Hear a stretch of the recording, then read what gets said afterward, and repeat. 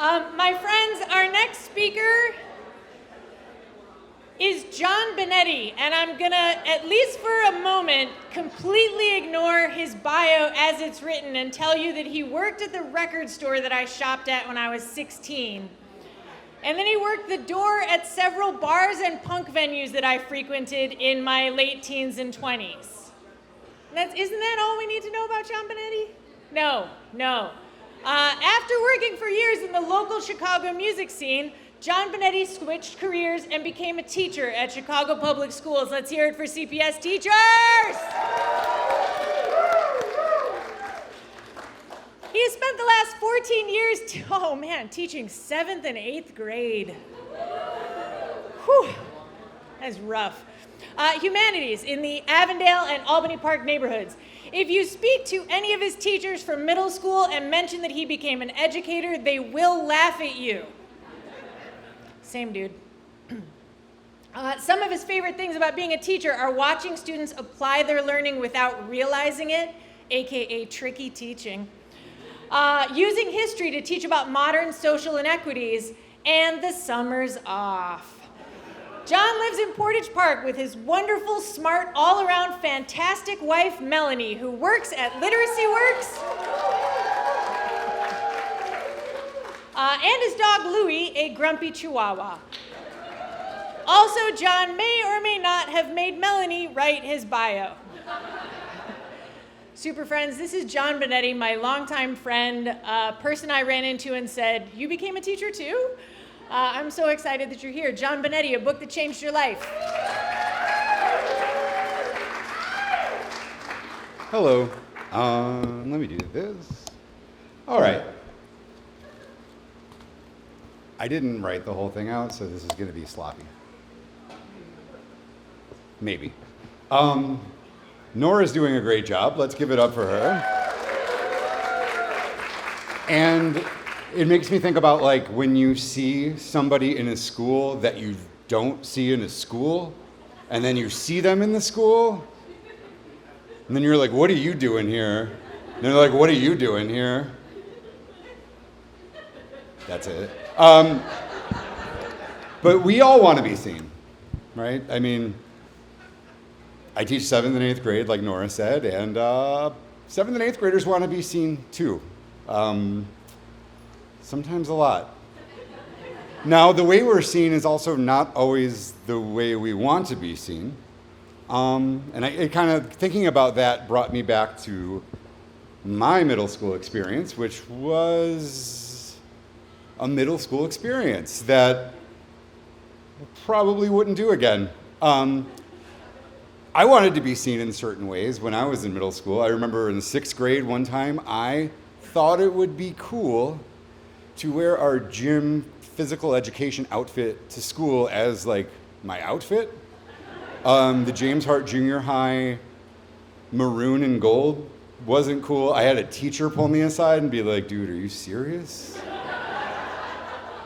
So I got better in 7th grade, and I got into like tight rolling my pants, and I was like, "This will do it. Like now people will get me."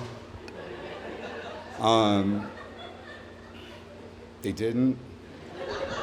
I also wanted one of those like to the people who are like 40s, mid 40s. Do you remember like the drug rug ponchos that like only like white guys named Eric ever bought? And I wanted one of those too. I didn't get it.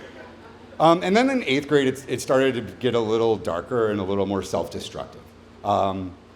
And that was weird because what had happened was, as I was doing these more destructive things, I was getting more noticed and more attention. And I liked it, not because of how people were seeing me, but that people were seeing me. They saw me as, like, that's when I started to become like this punk rock kid, and some people were scared of me, and I liked that because I was usually scared myself.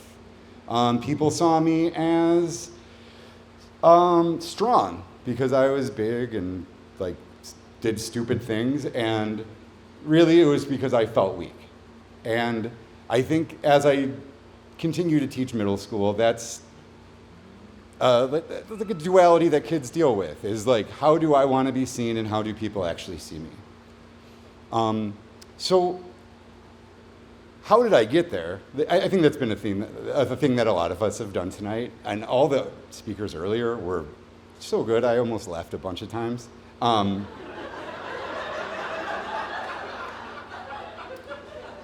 Oh yeah, it was a joke. I think like a lot of students that I have, and a lot of that came from a place of trauma. In childhood, I had some traumas that up until recently didn't really realize how much they had affected me, and in a lot of different ways. And that has been, it's helped me understand that I got into teaching because I knew that I had like a kind of a superpower of identifying when a kid was just like needed somebody to be like, hey, you good? Like, and kids need that. Like, your kids need it, even if they say they're good, they need it. So don't ever be afraid to do it. And then, so I get into high school, and guess what? Puberty, like more puberty, didn't make it better. Like, it actually, those things got worse. And as high school went on, things got pretty out of control for me. It started turning into some of that mildly self-destructive behavior became a lot more just destructive. I was still trying to figure out who I was and kind of what my place in everything was, or if there was a place, which I think was a hard thing to negotiate when you're 15 and alone. And I was like leaning into this image that I think is probably like still part of my identity, but not prominent. Melanie likes to joke that like, it's funny that you look and kind of talk the way that you do, and then don't act like people would expect it. And I'll take that as a compliment. Anyway, I feel like I'm going too long, so let's get it going. My image was weird. Started getting into breakups and stuff like that, dating, that didn't help. And then into a lot of things like violence and some more illegal things that started to get pretty heavy, and then a suicide attempt, and then a hospitalization, and then I just did the math on this, and I never really thought about it. That my aunt, my mom's sister, took her own life 2 months after I attempted, and I never really thought about the proximity of those. Oh, it was 3 months. Sorry, fact checkers. The proximity of that, I never really kind of thought about that. In some ways, it felt like the pain that I was experiencing kind of evaporated, and it was like, no, this is the new thing that the family's dealing with, understandably, but there were still unprocessed things, as you can probably figure out. And I'd also like to say that, upon thinking about that, I had to say I was in a great situation that I had parents who were able to put me into a mental institution. I had resources, and when I got in fights, I just got a little finger wag, and I didn't go to jail, and I didn't get beaten by police officers, and I didn't get a lot of the things the realities that my students do have to worry about. And so I think that all these things in the back of my mind just, again, keep holding me to this idea that it's okay to be around 7th and 8th graders. I do have a book. This is also the cheapest therapy session. So my cousin Leah, who also had suffered a lot of trauma in childhood, and we kind of were comrades when we were young, kind of stuck together. We had, families that were going through family stuff, young parents who were doing the best that they could, and kids who were a little more free range back in the 80s. And but we had each other, and we lost touch. But then in high school, out of nowhere, she hands me the book, Breakfast of Champions by Kurt Vonnegut Jr. And thank you, other relatives.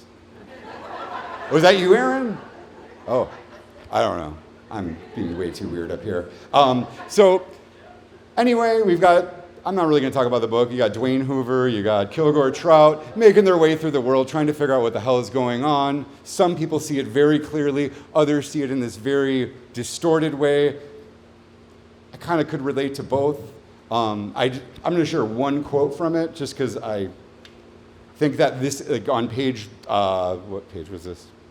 Page 10, I was sold. Because one thing, if you haven't read the book, is that it is narrated in a way like where you have never been anywhere before and you have no idea what's going on. And so here's a line where Vonnegut writes the year 1492 very large and said, "Teachers told the children that this was when the continent was discovered by human beings.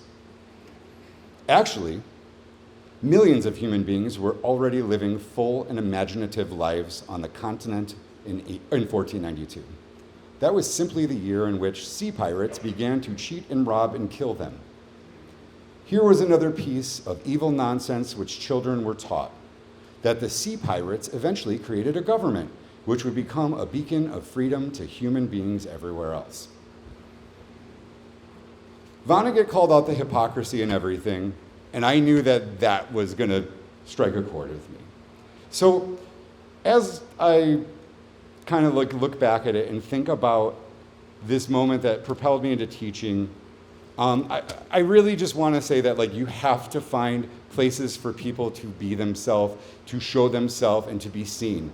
And if you are in a position where it's easy for you to be seen, you need to make space for people who need to be seen and need to be heard, especially for young people.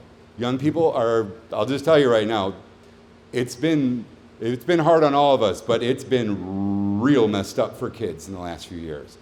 They are dealing with things you've never even considered. And I just think that, what are some things you can do? Just listen.